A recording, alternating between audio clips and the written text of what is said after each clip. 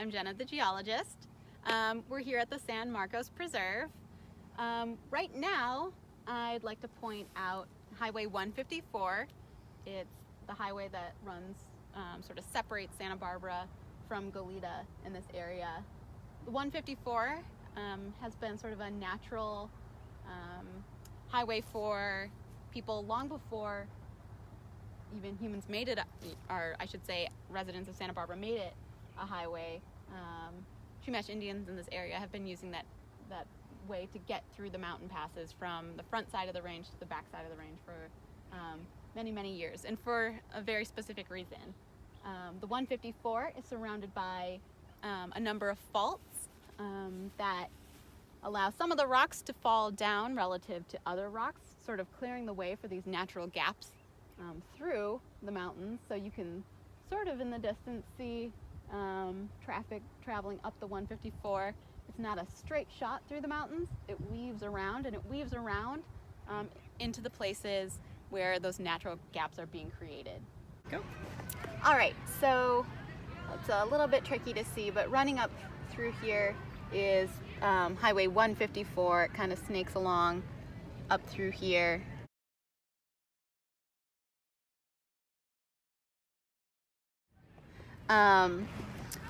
Because of these faults that run along here, so again, sort of dotted and dashed and solid lines that run through this map represent faults. On any one of these faults, you'll always see a D and a U, right? So here's one on this fault, here's one on this inferred fault. That D and the U stand for down and up. What that means with the fault is that on one side of the fault, the rocks are falling down, and on one side of the rocks are being pushed up, right? So when we talk about it in geologic terms, we always refer to one as the footwall and one as the hanging wall. So the 154 is running through here, and you can see that the landscape of this area sort of lends itself to this natural pass by having all of these sort of down blocks situated up the side of the mountain. It sort of clears the path in a very natural way for the 154 to run through here. What we're looking at in its entirety is really the Santa Barbara watershed. And so in this area, that means that sediments and water that get deposited at the top of the mountains want to flow down this direction, flowing through Santa Barbara, through our creekways like Mission Creek, San Antonio Creek, Arroyo Burro. There are many creeks that go through Santa Barbara, Goleta, and Montecito, all of which flow out to the ocean. These creek beds where we can see all of these sort of like fingerlings of the watersheds. Watersheds are amazingly erosive environments. Along with creeks, because all that water is moving, sometimes those creek beds aren't quite big enough to handle the amount of water and sediment transport that's coming through them.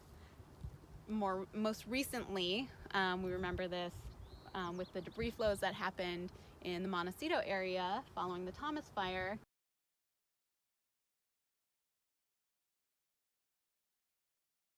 However, that wasn't just some one-off event.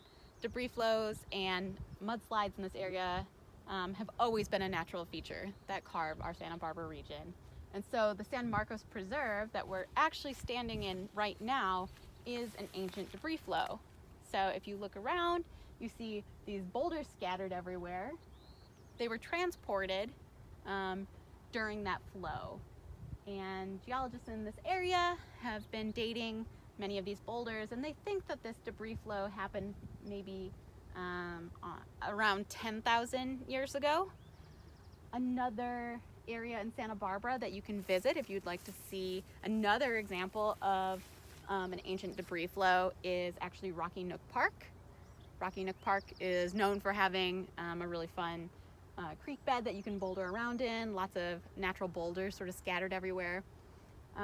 That debris flow happened in more recent time. We think somewhere closer to about 1,000 years ago. There's no records from the mission at that time, but there is Chumash sort of lore of a big sort of natural disaster happening during that time. So humans were here in this area when that occurred. Humans did witness it, and it like almost certainly really was a foundational moment that shaped their lives during that time.